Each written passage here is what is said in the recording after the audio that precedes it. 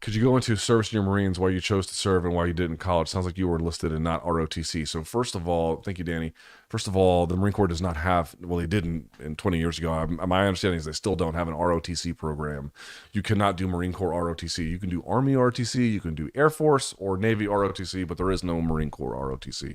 You can go to the Naval Academy, and if you graduate, I think in the top 1% of your class, you have the option to become a Marine Corps officer. You can get them that way. You can go to ITB, or rather, I should say, you can go to OCS, Officer Candidate School. That's how most do it over at Quantico, Virginia. I did not become an officer. I was enlisted. I joined between my junior and senior year of high school in 1997.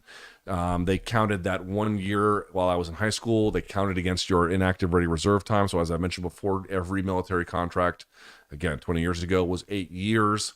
You could do 4 years active, 4 years reserve, 4 years active, 4 years inactive.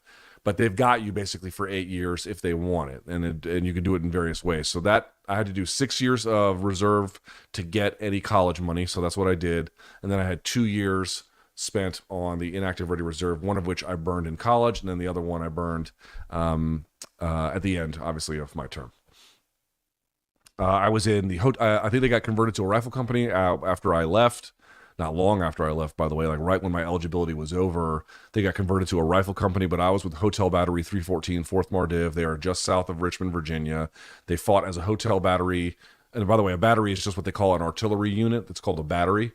They fought in Desert Storm as Hotel Battery my entire time. They were Hotel Battery. They may have been reconverted to Hotel Battery. I don't know, but they were used to be Hotel Battery back when I was in it. This was 98 to 04, basically. I went to boot camp in June of 1998, graduated in late August of 1998. Then I went to William and Mary. And then the subsequent 2 summers, I had to go to my MOS school in Twin and Nine Palms. And then I had to go to my MCS, military combat training at, not Quantico, the one in North Carolina that was fucking hell. Lejeune. I had to go to Camp Lejeune, which fucking sucked. I got injured there. It was a whole thing.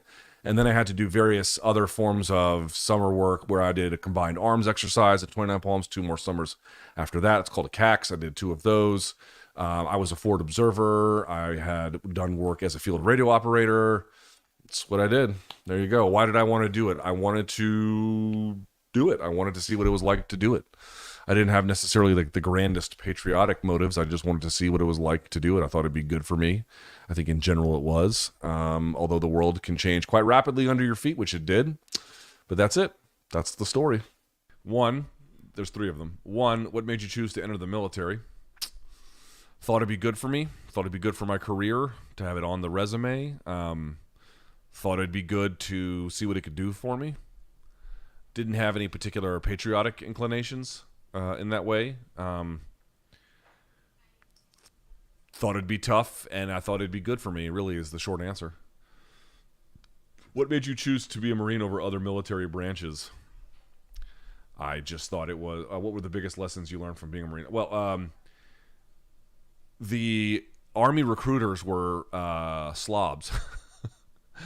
The military, the Marine Corps recruiter that I had was fucking built like a bodybuilder, which was probably on purpose that they put him in that way. And by the way, that's not true for like all recruiters in all ways, but it was true in my experience. Like I remember when they had like a recruiting day, and I saw the recruiters. The Air Force ones were normal, the Navy ones were normal. The Army guys did not look fit at all. And then, and actually I walked into a recruiting office myself. That's how I did it. I actually didn't sign up that day. I actually went into the recruiter's office. They must have loved that. It makes their job easy. And they looked like they were on steroids, and they might have been. So, 17 years old and not knowing jack shit about the world, that looked persuasive. Do you have any friends in the military who've taken lives? Yeah, sure. Whole bunch. How has that affected them? Fucked them up real good. Not permanently, but that I'm aware of. But for a long time, messed them up real good. Yeah, I had one of my very best friends in college ended up going to the Marines. I don't know if it's because of me, but there was 2 guys who were like 2 of my best friends. They were younger than me. They ended up, and they were both in my fraternity. They both ended up joining the Marine Corps after I graduated. kind of always wonder what that may have been about. Both of them went to Iraq. One went to Iraq and Afghanistan, and then the one that went to Iraq, he did house to house shit. You know, he came back a disaster. A disaster. I don't know if I saw him sober for a full year. You know, I mean, it was real bad. But now he's on his feet. He got married, and actually has a really good job. He's doing quite well for himself. But you know, all those guys, most of them kind of worked it out over the last years that they came back from deployment. But yeah, they got fucked up. They got real fucked up from it.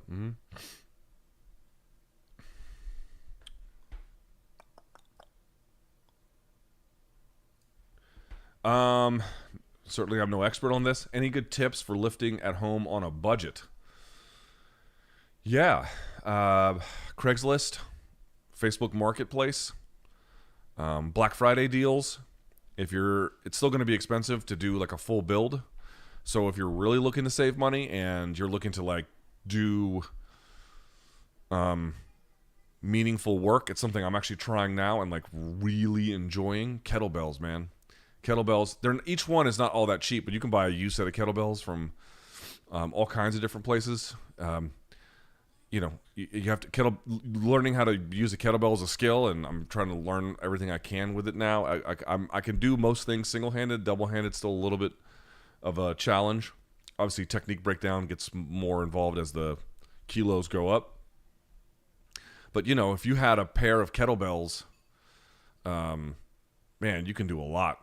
Jesus, you can do a lot with that. There's this dude, I think his name is like Rugged Fitness Lifestyle or Rugged Lifestyle Fitness or whatever his name is on, it's this black dude who I think he's a firefighter in Texas. You can only tell like from whatever he shows on Instagram. All this dude uses is kettlebells, and he's got a giant sandbag. He's got like a 100-pound sandbag, 150-pound sandbag, 200-pound sandbag. And you can buy nice ones from Rogue, but you can make your own. Honestly, you don't need anyone to do that. And he just uses that. He doesn't use shit else. Doesn't have a gym membership, nothing. And that dude is strong as an ox. Looks like he's in good shape. You know, there's some cost is involved, obviously, but you'd be surprised, man. Craigslist, Facebook Marketplace, Black Friday deals, all kinds of ways to get them. Yard sales, whatever. You can make your own stuff if it's like a sandbag and things like that. There's all kinds of ways. Where there's a will, there's a way, man. It's not... Yeah, if you want to have a big build out where you're having Rogue bars and you've got, 1,000 pounds in calibrated plates and you've got a nice bench, yeah, you're going to spend thousands of dollars. I mean, there's just no denying it.